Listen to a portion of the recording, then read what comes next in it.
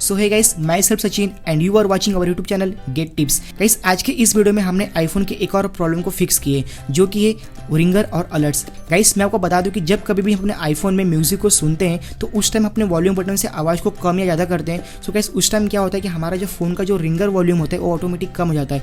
In short, अगर मैं आपको कहूँ कि जब हमारा फ़ोन आता है तो उस टाइम जो रिंगर बजता है गाइस, उसकी वॉल्यूम अपने आप कम हो जाती है। सो गाइस, आज की इस वीडियो में हमने इसी प्रॉब्लम को फिक्स किए हैं। तो चलिए इस वीडियो को शुरू करते हैं। सो गाइस, आप देख सकते हैं कि हम अपने मोबाइल के स्क्रीन पे आ चुके हैं। अब हमें सेटिंग में जाना है, ठीक है। तो हम सेटिंग पे टैप करते हैं और इसके बाद हमें एक ऑप्शन दिखाई देगा साउंड का, ठीक है। तो हम इस पर क्लिक करते हैं।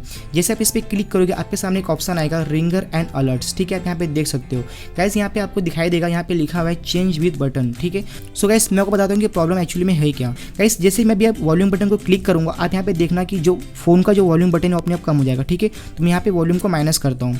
अब यहाँ पे देख सकते हो जैसे मैंने वॉल्यूम को माइनस किया, यहाँ पे जो फोन का जो रिंगर वॉल्यूम है वो भी ऑटोमेटिक माइनस हो गया, ठीक है।